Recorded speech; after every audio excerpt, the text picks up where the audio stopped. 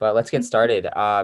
So welcome Anjali, and Lauren and Tamu. We're really excited to have this Q&A about careers in social policy and more. Pretty timely sort of time to have this event because it's election day in the US. So Anjali's calling in from India. So thank you for joining us from India. But definitely go out and vote today. I was out on a run and saw everyone on campus and lines voting. So definitely really cool. But make sure that you can get out and do that. So with that said, I'll pass it over to our Xoogler School students, Tamu and Lauren, to get this started. Hi, thank you so much for joining us. We really appreciate you coming to speak with us. Lauren and I are going to be moderating the session today, and I just wanted to start off by introducing you a little bit and then having you go into your career path. So, really glad to have you here. Anjali started off at Google almost about 3 years ago, then left to go study at Harvard Kennedy School, then went back and co-funded not just one, but two organizations, TBD and Navchetna. Hopefully I'm pronouncing that right. So please take it away with your career path for us. Great, amazing. I'm actually going to share my screen because I have a PPT prepared. Okay. Hopefully you can see this. Yes. Great. So perfect. Thank you so much, Tamu, for the lovely introduction. I think you made me feel so good about myself. I understand it's your last week at the Xoogler School. Is that right? Yes, it is. Great. So I hope you've had an amazing time at the Xoogler School. I read about it and I was just so excited because I completely believe in this model of learning and teaching. And I'm very happy to be talking about policy today, of all days. I think what a great day to start off this conversation. So a little about me. I'm Anjali. I was born and brought up in India, and as James mentioned, I am calling in from Mumbai right now. My dad is in the Navy, so I come from a defense family, which means that I shifted cities, changed schools every 3 to 4 years. Can get a little annoying, but I think over time I realized and I kind of appreciated the excitement behind, such a childhood. I am an avid reader. I actually, have this amazing love for storytelling, and I think that comes from my love for reading. And recently got into painting. I think this is a very recent event, mid-COVID. I decided, let me start painting. And I'm surprisingly good at it. So I thought it was worth a mention in the About Me page. Okay. So about my career journey, I think it's been slightly unconventional. Overall, I've been really lucky to have been associated with some amazing institutions and surrounded by some very, very intelligent people. It started off when I completed my undergrad from Delhi University. This was in BCom Honors, which is Bachelor's in Commerce. Post which I worked at Google for about 4 years, and this was across two teams. So one was the ad policy team, where I worked as the workflow lead, followed by the India SMB team, which was a more sales-oriented profile, so sales account manager there. While I was at Google, I co-founded an NGO, which is called Navchetna. And Navchetna actually translates to novel thought. So that's the translation there. I co-founded this with my sister and my mother, and I'll be speaking a little bit more on this very shortly. About a few years hence, I decided that I wanted to pursue masters in public policy, wanted to get some more formal quantitative training about policy and development, and just to understand how to navigate that complex policy landscape, which is when I graduated from Harvard University. And today I am still a part of leading Navchetna. I also have TBD, which is basically a functional clothing brand for working women. And I have a few more projects on the side, which is one of them is basically around mentorship opportunities for aspiring entrepreneurs. So a little more on Navchetna. I'm just going to deep dive on my experience working on the NGO. First of all, how it began. It my tryst with public policy was kind of a bittersweet story. Back in 2012, 2013, while I was working at Google, there was this really bad, one of the worst flash floods that Uttarakhand, North India has seen. It led to a lot of landslides, claimed well over 5,000 deaths. A lot of people displaced completely, had to live in tents for a very long time. And at that time, my mother was actually in that state, was residing there. So it was obviously a very difficult time for us. We soon realized she was completely safe, all was good. But I think it was just this experience that got the three of us together. That's me, my mom, and my sister, to just help and start something. So we started a disaster relief and rehabilitation project while this was happening. So my sister and I, sitting out of New Delhi, we leveraged our family, our friend network, spread the message on social media. It was just Facebook at the time. Got donors from across the country, and my mom there, staying in that region with the network, with the right kind of network and access to the villages, we got a lot of food, ration, blankets, stuff like that transferred. And over time, what we realized was that it really snowballed into something very, very big. Because of the kind of access we have in the region, we had some really big corporates coming back to us and telling us that they want to tie up with us and help and have us help them in their relief and rehabilitation initiatives.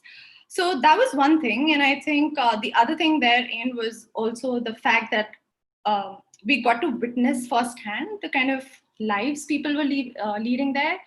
Besides the flood disaster that took place, the quality of life was pretty, I would say, disheartening, and we really got very, very emotionally invested with the community. And hence Navchetna was born. So before we get into what exactly we do at Navchetna, I just wanted to kind of set the context and give you guys a glimpse about where and how we really operate. At Navchetna, we're serving some of the most remotest of villages in Uttarakhand, which is one of the states in North India. A lot of our operations are focused on these really harsh terrains. So you can see in the photos, despite there being a lot of advances in road infrastructure, simply commuting to these villages and back can be an extremely daunting task. And it's primarily because of this reason that there are a lot of services and opportunities that continue to be inaccessible to the people living here. Also, the communities, I think I've already mentioned it, but extremely underserved communities. Most of the people in these villages have BPL cards, which stands for below poverty line cards.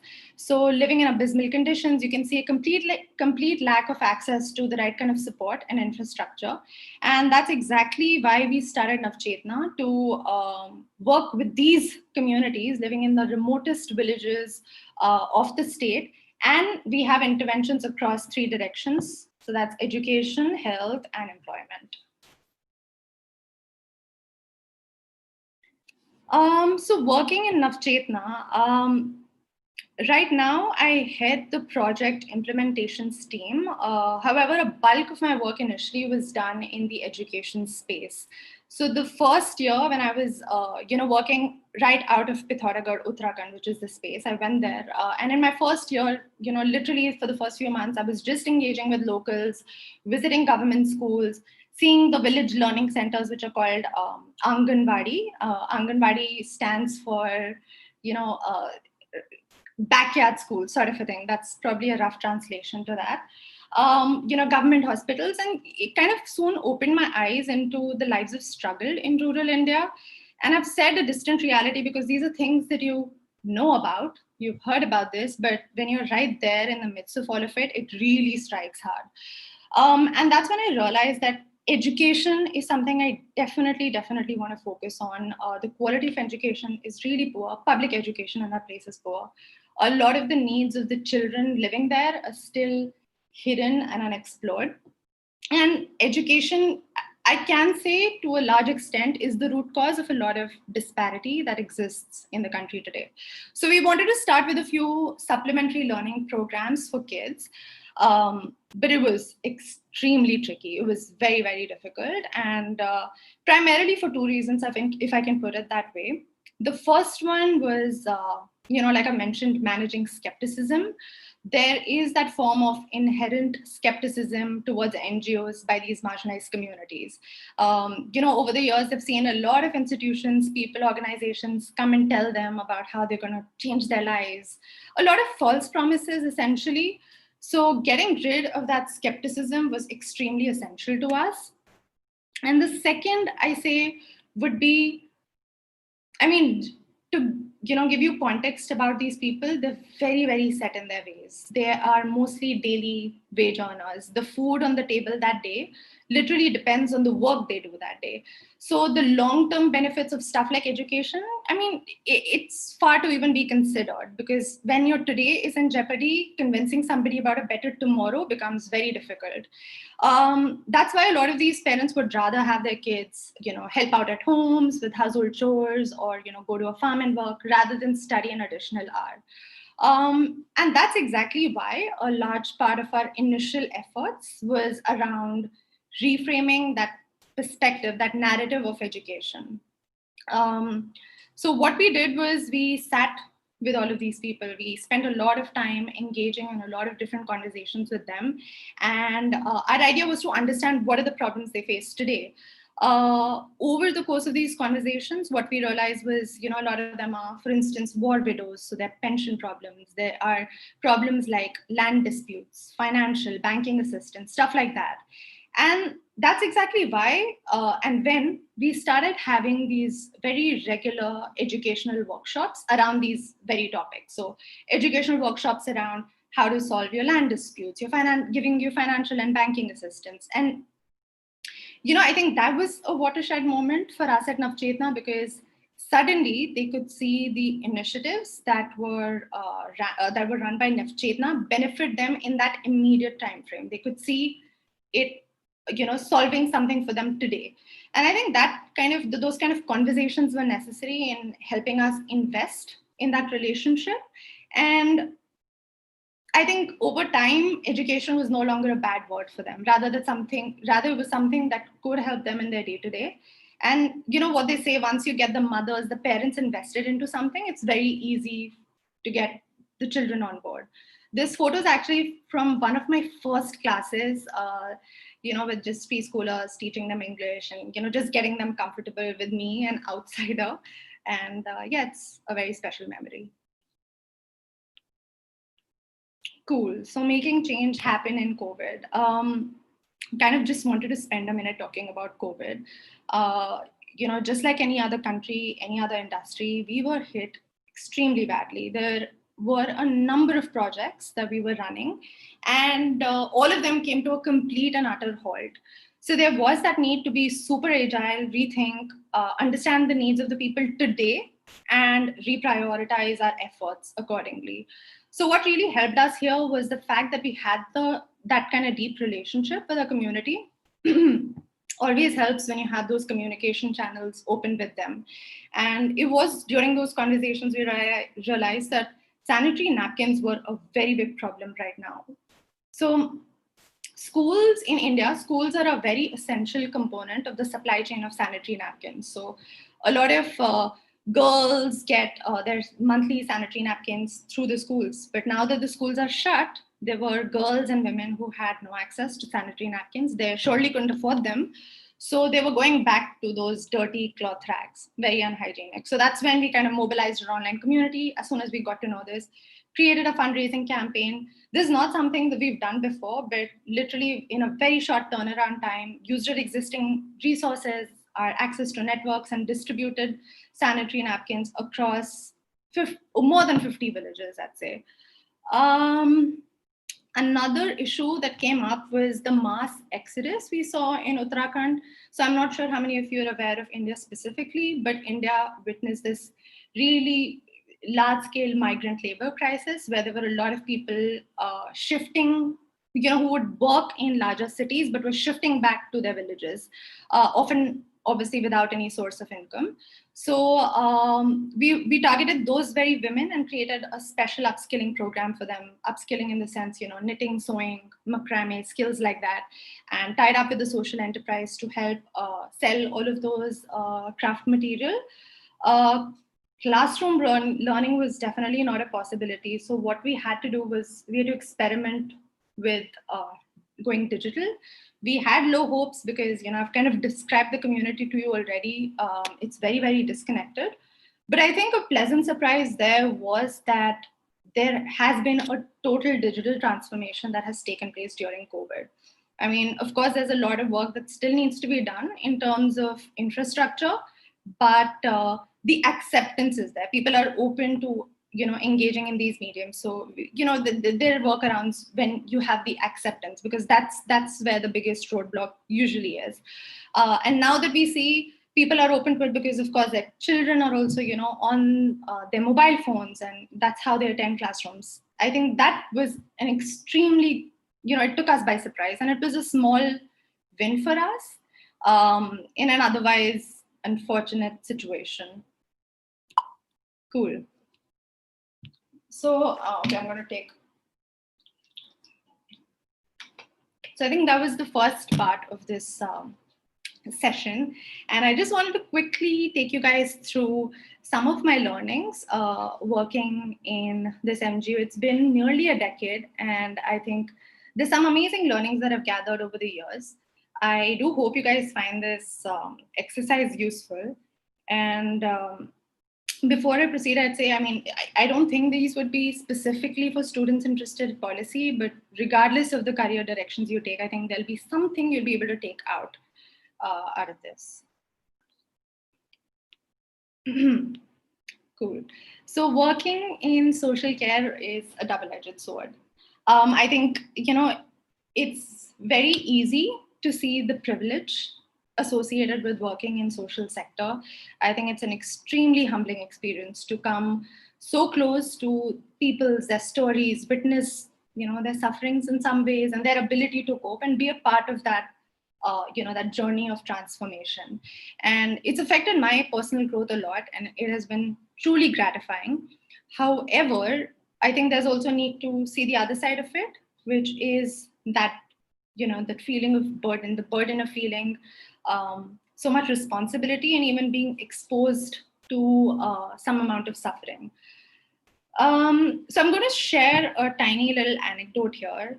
In my first 6 months, so literally I've been in Uttarakhand, that region, only for 6 months, and I was randomly accosted by this elderly woman from one of these villages. And she came to me, she was complaining about her daughter-in-law. She's like, my daughter-in-law is so rude, she's disobedient, like really belligerent, and she wanted us to sort matters out. Obviously, as an NGO, we don't really, intervene in household matters, but she was extremely persistent. So I decided, okay, let's get a conversation going. Let's try to mediate between the two. And later that day, when the two of them came to meet us, was when I was first introduced to that daughter-in-law. Her name was Geeta. She was a 12-year-old girl married to a 40-year-old man. So, case of child marriage. Now, child marriage is something I've read about in history books, probably written an essay or two about it in school, but seeing that happened right in front of me firsthand was pretty much indescribable. Underground Railroad on this. Sorry? Okay, I'm guessing that was just by mistake. But, long story short, we were able to rehabilitate Geeta, but I think, ever since then, I had this overwhelming feeling of guilt, like, oh my God, there's so many other Geetas out there, we should be doing a lot more, and I'm not doing nearly enough. It was a very difficult time for me personally.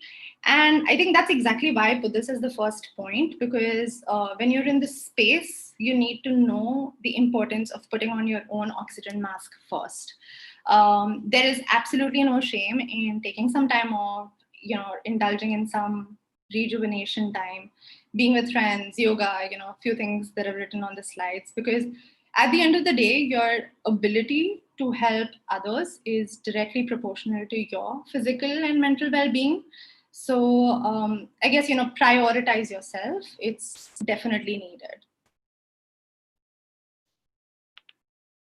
So second point is go slow to go fast. And, in the tech industry right now, we are very fixated on speed. We've all heard of first to market, first mover advantage, fail fast, stuff like that. And, as an entrepreneur myself, I'm all for it. I completely see the point of, speed, being lean, agile, flexible to the kind of, changing market conditions. All of that is perfect. But I feel somewhere being slow is almost considered a faux pas now. And I just want to take this time to challenge that notion a little bit. When it comes to policy problems and, just social problems generally, usually these problems are very, very complex. The landscape dense and ever evolving. Can't be fixed by one person, one institution, one team. And oftentimes you need, that entire ecosystem to work through the differences, come together to a shared understanding, and then, then find a solution. And I think what's helped me personally is, to take my time with the problem, take time to deconstruct the complexity, like I said, deconstruct that big audacious problem into these smaller problems and dive deeper into the root causes of those problems, and then break them down further into smaller solvable problems. These things take time. And I've put in this quote there, which I really like, by the way. It says, if I had 6 hours to chop down a tree, I'd spend the first 4 sharpening the axe. What I take back from this is, sometimes we might feel like we're not progressing if we're not acting or doing something actively or coming up with a solution. We're just sitting with a problem, and that might seem like zero progress. But sometimes laying a solid groundwork, building that kind of trust, transparency within the team, reconciling differing objectives, and coming to a common understanding, that takes time, and that's time well spent. Cool. The third thing that I want to talk about is honing your adaptability quotient. So I think enough is spoken about IQ and EQ, and today I just wanted to take some time talking about adaptability, which I do think is that new marker of success in today's world. And I guess especially so in the context of the world we live in, the COVID hit world where everything's kind of changed and we're still grappling with that. The world around us is changing at a pace far greater than anything we've seen. The workplace, our skills, everything is evolving. What's relevant today might not be relevant tomorrow. What's useful today might not be useful tomorrow. And that's exactly why I feel, continuously learning is probably one of the most important ways that we can thrive in our work or in our organization. And I guess, I'd like to say thanks to my defense background that I alluded to briefly previously, is that, I've had that kind of experience with change, with uncertainty, and with the unknown. Just when I made some really good friendships in a school, it was time for us to change cities. So I had to rebuild a lot of those friendships, with teachers, with friends, new neighbors, new room, all of that. It did get annoying, but I started seeing the excitement in all of it. And I think over time, it's helped me build a very positive relationship with change. A few things that I have done to, just hone my AQ, and I think I'd suggest that to you too. First, as I've written, exploration over exploitation. This is something that I read somewhere, so I, not my phrase, but I really liked that thought process. And what they said was that we do have a tendency to know what has worked for us in the past and kind of keep mirroring the same kind of winning formula over and over again, but and exploit that winning formula over and over again. But it's also important for us to kind of keep exploring and looking for new solutions. Actively unlearning and learning is important too. I think you guys will you're early in your careers, but you'll probably experience that as you go from, college to work and from one organization to the other. That process is kind of built in, and just knowing that that's something that's okay. Unlearning is a good thing. At times that's also going to be good. One thing that I haven't written here, but I do want to talk about it, is preempting what could happen, the what if scenarios. But I guess it's easy to kind of obsess over the what ifs. I don't think I mean it in the obsessive category at all. It's just about knowing the what if scenarios, what are the different possible things that could happen, and being prepared about it. So I think these are some ways that we can just be a little more agile in our thinking and in our response to the world around us. Okay. So fight the impulse to always firefight.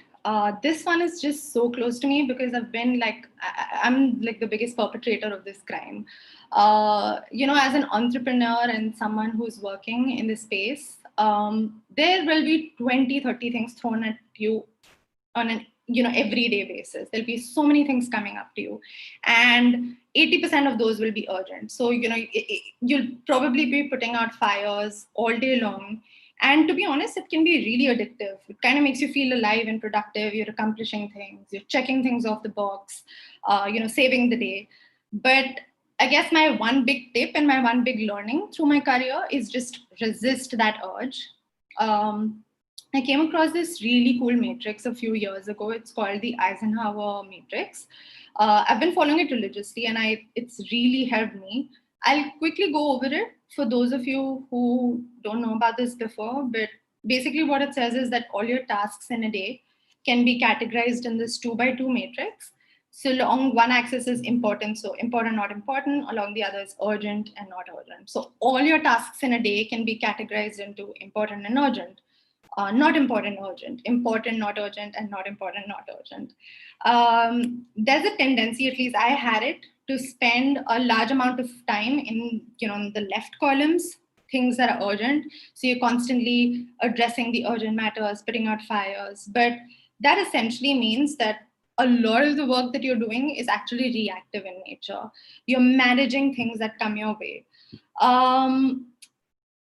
And what it also does is takes time away from quadrant 2, which is things that are important and not urgent. And I call that proactive quadrant, where, these are the tasks that kind of require that kind of strategic planning and thinking about the future. It needs initiative and it needs a lot of time. So it's helped me understand how I can prioritize my days, spend time on things that matter in the long term. So if you can see, reduce stuff that's important and urgent, delegate things that are urgent and not important, that we are also empowering the team. Schedule things for important and urgent. And that's been my biggest learning. Like every day, my calendar has 2 hours booked just, for thinking about things that don't matter today, but will matter in the long run. And honestly, the things that are not important and not urgent, just try to eliminate those from your day to day. Cool. So, importance of storytelling. So, when you're working in the space, and frankly, any industry, people management is an important skill set. It's a good soft skill to have, which is a crucial component of how you, perform at your work, even in your life. On a daily basis, you're interacting with so many kinds of personalities, many of whom don't think the way you do. You're dealing with very fixed mindsets, old patterns. And that's exactly why, we feel there is a need to understand or to infuse storytelling in how we communicate. When you think of entrepreneurs, like these tech entrepreneurs, they know and they understand the need to communicate a brand, a larger than life sort of a lifestyle. They're not just merely talking about a product and its functionalities. Apple is Apple, not because of the 6 icons you see in the homepage. And I think that case can be made for social policy as well. Oftentimes the urge is to be academic in approach. I have like so many facts, figures, percentages at the back of my mind, and I just want to like say it when I'm trying to make my point. But I think it's also important to hone the art of storytelling and see how can I make a story of those numbers and appeal to that emotional fabric of people. And I mean, if I have to go back to the time I was talking about Geeta, the child I incidentally met and rehabilitated. Now that was a very personal story to me and extremely important. I have other statistics as on child marriage and stuff like that in India, but I think as a listener, the case is probably more compelling when you hear my firsthand experience with the problem. So not to say I'm the best storyteller in the world, like I'm literally quite the work in progress, but I think you guys are very early in your careers, and I just want to reiterate on how important this could be. And this is for any industry, whether you're CEO of a tech company, you're a banker, you're an activist, you're always selling.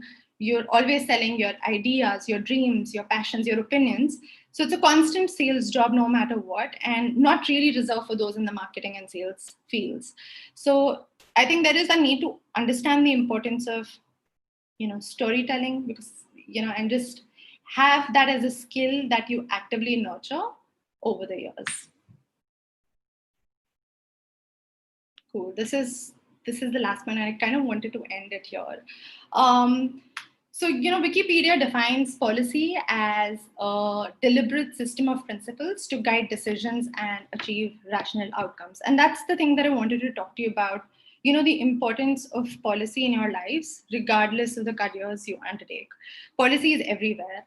And, we are at a Xoogler platform right now. So a tech example comes to mind, but yeah, I'll probably elaborate on that tech example. So I heard this really very insightful, amazing talk by Yuval Noah Harari, who is the author of Homo Sapiens, and he talks about how tech, is outpacing the world. There's so many things, AI is, going to do things that can augment our decision making. There are also driverless cars out there in the world, which will probably have the ability to take some very serious ethical decisions on the road, when you're about to crash, things like that. These are decisions that have so far been taken by humans. So that age-old ethical dilemma of that trolley problem is actually a reality today. So what I'm mean to say here is that today, every engineer, every marketer, every CEO today, everybody has the ability to change and influence the society at large. We're literally building a new world together. And which is why I want to kind of emphasize the importance of acknowledging the role of policy, regardless of what you'd want to do in your life. Understand the ethical, philosophical, moral consequences of the work to the larger society, and also work, with that ecosystem to create a fair, happy society that we live in today. So yeah, I guess that's all from me today. Happy to hear questions from all of you. Yeah, thank you so much. This was an amazing presentation that you had. Lauren and I were going back and forth in the chat that we have, and we were saying you're covering every single question we're trying to ask. So thank you so much. This was really great. I just want to start off a little bit maybe with talking about your time at the Harvard Kennedy School. I know even when we're talking about policy, right, there's such like a huge breadth in terms of policy. You can go into a lot of different things. What do you think was the one thing that you concentrated on in school when you were trying to figure out like, oh, I'm getting my degree in public policy or in policy? And how do you think that turned into implementation of policy work in Navchetna? Right. So I think, I guess I was one of the luckier ones because I had a fair understanding of what I wanted to specialize on when I joined Harvard. And that was because, Navchetna had already started. I was very close to the issue. We were working on the ground. And, going back to the presentation, I mentioned how education was something that was really important to me. So for me, just knowing and understanding social entrepreneurship was extremely important. Having said that, I feel most colleges like Harvard Kennedy for sure is a great place to explore the different kind of fields that are out there. Even for those who know they want to be a part of the policy landscape but don't know exactly where they fit in, I feel it's just such a great exposure. You have a classroom that is full of these amazing, it's an amazingly diverse place. There's students who have all kinds of experiences, all kinds of policy issues, all kinds of organizations, and everybody's extremely happy to share their experiences. And even when you look at the curriculum, like the first year MPP, we had a relatively fixed curriculum. So there was that basic groundwork, that foundational course on quantitative policy analysis, things like that had to be done. But the second year was a little more flexible that way, in that you could explore the different kind of subjects, classes out there. So just having that kind of access to so many projects, to so many courses and professors, I would say you have enough and more opportunity to explore and have a rough idea about where your heart lies and what you want to do next. But I guess I would say, even if you don't, at the time of graduation, if you're still confused, that's completely okay.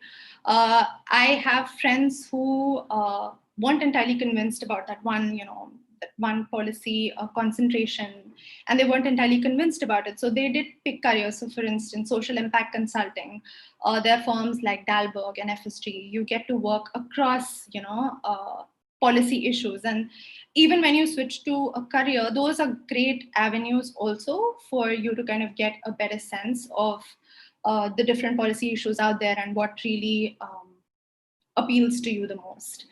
So I'd say, it's a different journey. Like, some people just are very sure of what they want to do very early on. And for some, it's a longer journey, and that's completely okay. And yes, you had a second part to that question, which was, how did that inform what I did at Navchetna? I think when it comes to Navchetna, the primary decision to be a part of, the MPP cohort was because, I was new to the space. It was great that I was working in that NGO, but a lot of it was it was kind of learning on the job, I'd say. A lot of it was driven by gut and instinct, and I wanted to create that kind of a framework in my mind to know how I'm doing. So, there's a lot of stuff that I take back from the school. Definitely, I think, the importance of data and metrics. Oftentimes, you see NGOs that don't really rely on numbers all that much, and that can lead to a big gap in the kind of implementation and the kind of impact that you're creating. So, transparency there is extremely important. And I'd say, honestly, in the network of people, you have a whole host of amazing people working across industries who are more than happy to help and collaborate and, have conversations, if nothing else. So, that's how it helped me in my journey in Navchetna. Hi, Anjali. Thank you so much for everything that you've been saying so far. It's definitely been really insightful. Since Amazing. I've never been to India. I think it would be very interesting to go. Obviously not in this virus climate, but Yeah. It was good to hear from you. I was just wondering what your day-to-day life looks like. Like, what duties do you have to do for your job? Like, not only on the ground, but also organizational. Right. Wow, that's such a difficult question because, I have to go back to that matrix table that I shared with you guys earlier, because there are like 20 things coming your way every single day. Speaking about right now, the communities that we work with are based out of Uttarakhand, and, we've spread out a little bit. We're now also in a few other states, a few districts in a couple of other states in India. And I'm working out of Mumbai right now. So there's also that big, there's that distance factor as well that's playing into how my day-to-day looks. A whole host of things. I think there is that everyday, those everyday tasks, and because we are a smaller organization, at the end of the day, you end up doing a lot of different things, right from, how's the project going? There's a beneficiary who is, who has an issue that needs to be resolved, and, also on call for those kind of tinier tasks. But a large part of my, the bigger things that I want to focus on is, number one, how do I put it? Like, I think our focus so far was how to create deep impact at Navchetna. So take a few villages and really change their lives around. And that's obviously prevented us from being more scaled in our approach. And a large part of my time today goes in how to be more scaled, how to sort of create that sort of deep impact, but in more and more communities. So that's where a large part of my time today goes. And secondly, I feel like, for any NGO, the problem of fundraising is big. And sometimes, we do have a tendency of having over-reliance on one single source of funds. So, be it you have your set of donors, but as an organization, also want to keep it more sustainable, where we're not just dependent on two or three things to happen for us to have enough money to plan out our operations, but to be more self-reliant that way. So also creating a more comprehensive fundraising strategy is another thing that I do apart from the projects on a day-to-day basis. Yeah, thank you so much for that.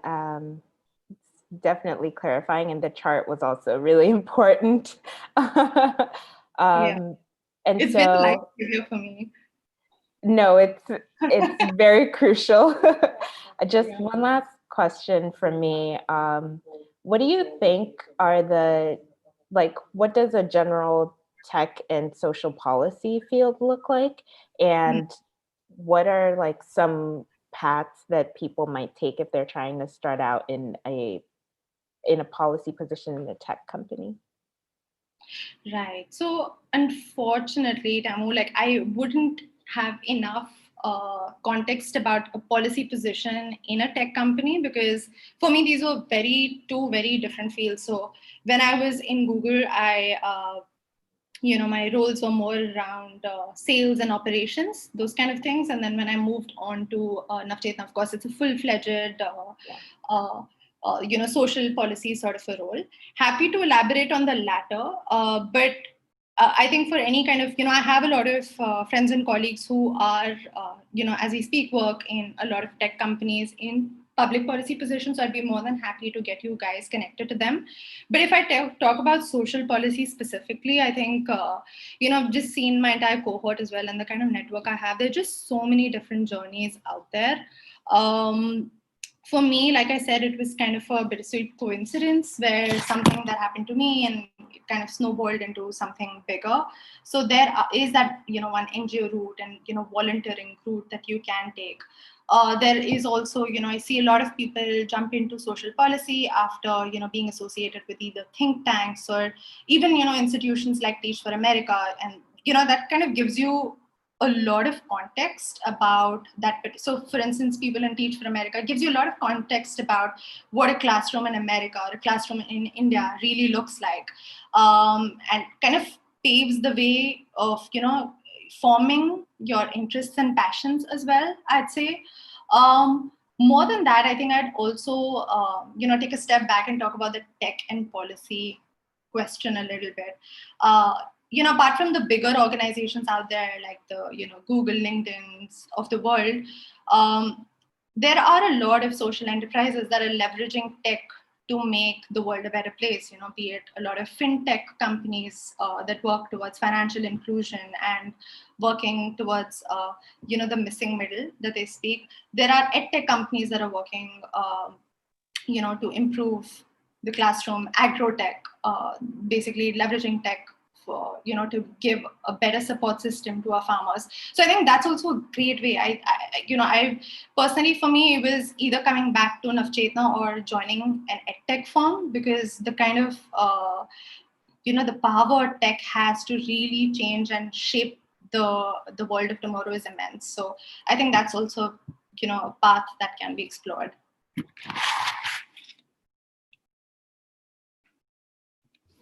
Awesome.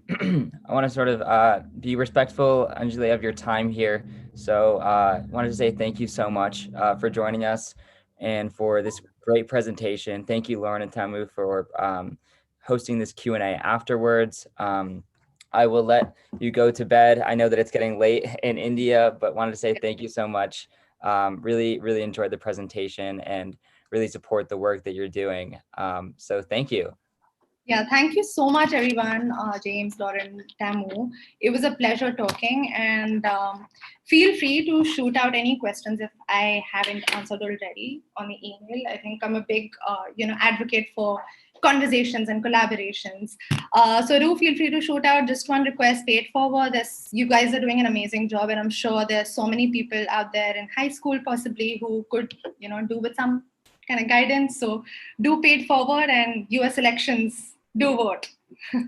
Yes, absolutely. Thanks so much for joining us, and we hope to see everyone tomorrow for our midweek conversation with Brandon Middleton and 3 of his friends on a panel about building equitable futures in tech. Brandon joined us earlier in the program talking about elevator pitches, but we're really excited to have this panel. So we'll see you at noon Pacific time for that on the YouTube channel and on the Zoom. So with that, Anjali, have a great rest of your evening, and thanks so much everyone for joining. Thank you. Bye, everyone. Thank you. Thank you. Thank you. Bye. Thank you.